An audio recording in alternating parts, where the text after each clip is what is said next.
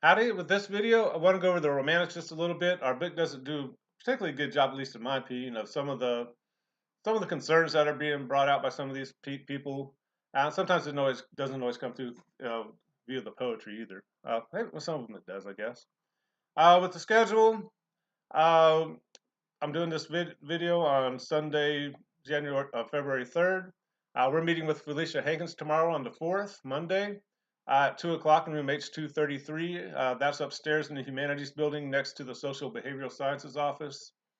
It's not easy to find, but make sure you're there at 2 o'clock. This is a mandatory meeting. Um, on Tuesday the night, the 5th, I'm going to ask for your thesis statement, or at least a short paragraph explaining what you think your topic's going to be for the first essay. On the 7th, I'm going to ask for like the first couple of paragraphs, first 2 or 3 paragraphs there, so I can make sure you're on the right track. Then on the 9th, I'm going to ask for your full draft, so I can take a look at that and make sure you're on the right track there. Once I return that to you, I'll also send out a self-review so you can make sure you have everything you need for the essay. And the essay will be due on Tuesday the 12th there. In terms of the last thing about after that, we're just 3 weeks away from being in Denmark once you turn that essay in, right? With the romantics, you're going to catch a few attitudes there. One kind of bring those together maybe just a little bit. One attitude you're definitely going to get from the romantics is this kind of this anti-society, this focus on the individual, even anti-tradition in many ways. If we have the spark of the divine within us, this daemon, this inner voice, or this consciousness, or whatever you want to call it, and you can kind of tell the romantics are not all giving it the same kind of wording.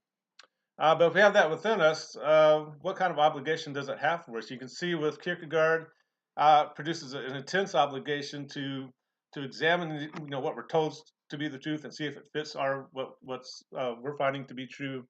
And it creates all this angst and anxiety and even despair at times, trying to work all that out. You can kind of see with Emerson, it seems to be more of a freeing kind of concept.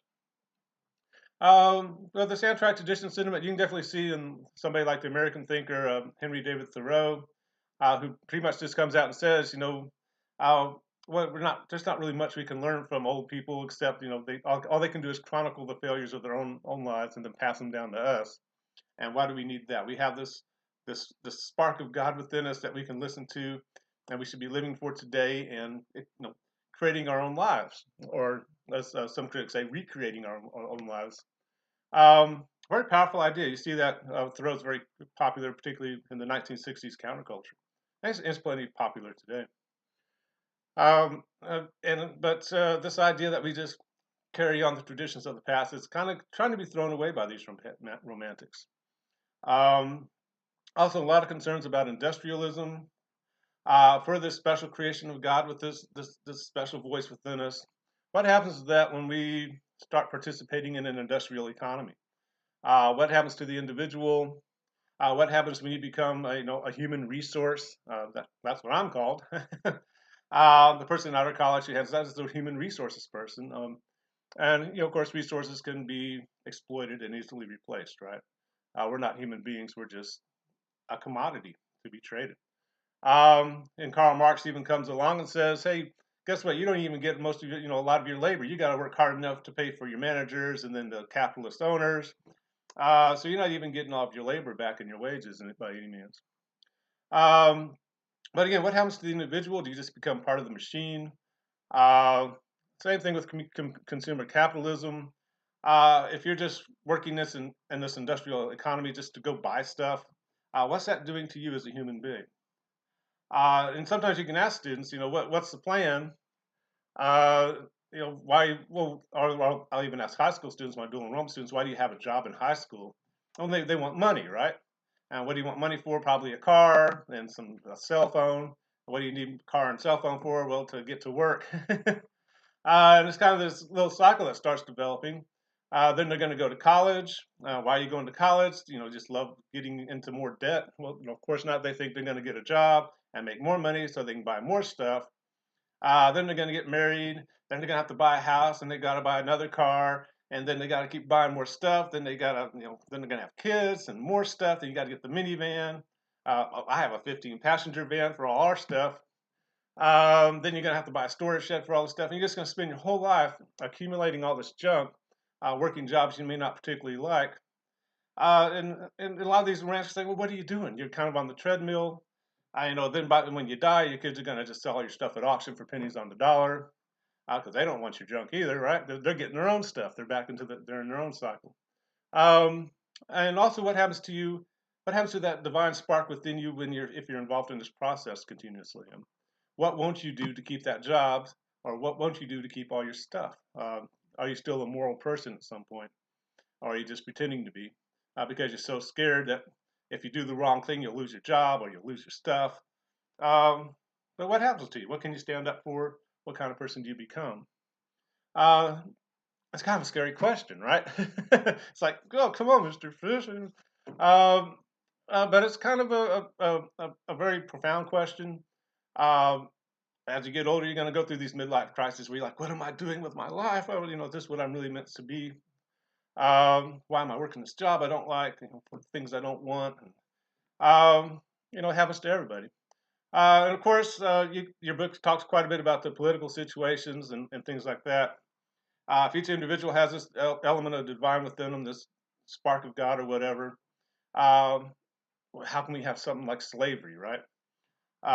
You see that with Frederick Douglass kind of saying, hey, how can you treat another human being this way? We see that with the women's rights movement that begins, particularly here in America with the Seneca Falls Conference. Women are like, hey, wait a minute, we're human beings too. Why aren't we being treated that way? And we're going to start seeing this with workers' rights and all kinds of other elements, particularly as we get into um, the late 1800s. Um, but keep in mind, these romantics, they're kind of at the beginning of all this, trying to figure all this out, responding to these different things. And you see them kind of doing it in different ways. Some of them go to that extreme, like Whitman, where it's all about me, song of myself. I got to celebrate myself. And you kind of see throwing back to Rousseau as well. It's like, I'm a special person, I'm unique.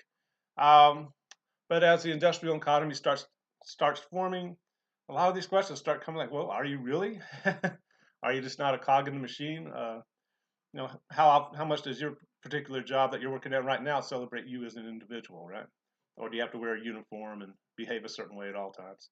Um, and that one thing we're going to start working with after the first essay is this question of where does personal identity come from? Uh, Particularly as things get more complex, we really go full tilt into this industrial economy and this consumer capitalism and some world wars and things like that. It's going to be quite a profound experience sometimes, trying to figure out who we actually are. But hopefully that kind of gives you a sense of why the romantics are kind of important. Sometimes they seem kind of silly at times, but really a lot of the deeper questions we ask about ourselves are coming from a lot of these people, kind of suggesting, each individual is kind of special and has a certain mission here on the planet. And are you going to pursue that, or are you going to conform and do what society and your economy tells you to do?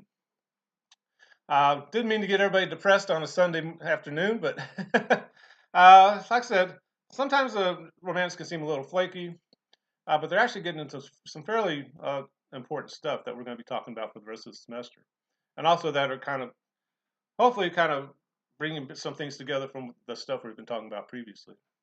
I'm going to stop there. Looking forward to seeing how you all work with the essays, and we'll talk to you later.